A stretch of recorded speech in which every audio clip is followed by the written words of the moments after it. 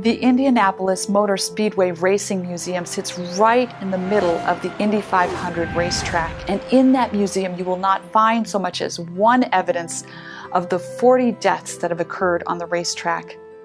Scott Goodyear said, in reference to these fatal crashes on the Indy 500, "You don't look at where it happened, you don't watch the films of it on television, you don't deal with it, you pretend it never happened. That's what you call denial."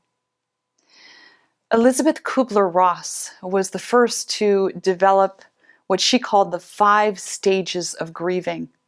The first stage was denial. The second stage was anger. Third stage, bargaining. Fourth stage, depression. And the fifth stage, acceptance. Anytime a disturbing reality hits us, our first impulse is to deny it because it's just too painful to face. And that can work for us in the short term.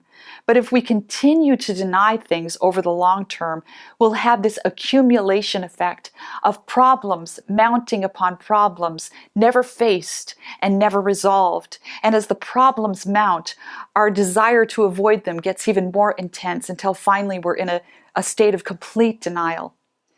Addiction really feeds into this denial phenomena because in addiction, not only does the person's problem load tend to accumulate, financial problems, relationship problems as a result of the addiction, but also the brain is affected by the addiction in such a way that the mind is not capable of working through those problems, not capable of problem solving and of dealing with difficult emotional material. So oftentimes an addict will have such a huge problem accumulation that they will finally hit what we call the brick wall and be forced by the sheer weight of their compounded problems to face them.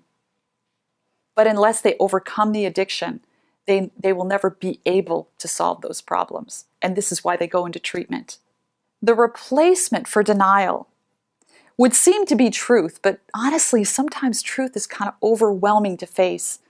So I like to say, let's mix in a little faith and hope with the truth, and that'll make it bearable. When we're dealing with denial involved in relationship problems, what often really helps us work through is to hope that the relationship can be resolved, can be healthy, can be happy again. So really, truth in and of itself is just too much for us to bear, but faith and hope make it bearable.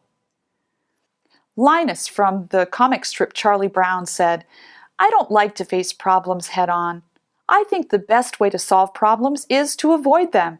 In fact, this is a distinct philosophy of mine. No problem is so big it can't be run away from." Well, Linus can be excused for running away from his problems because he's a child. But as the scriptures say, "When I became a man, I put away childish things." It's time for us to grow up and face our problems and work through them. But the passage goes on to say, "Now abides faith, hope, and love. But the greatest of these is love." Through faith and hope that we can actually work through the obstacles and difficulties in our relationships, we can arrive at relationship success. We can experience what it is to love and be loved. Now abide faith, hope, and love, but the greatest of these is love.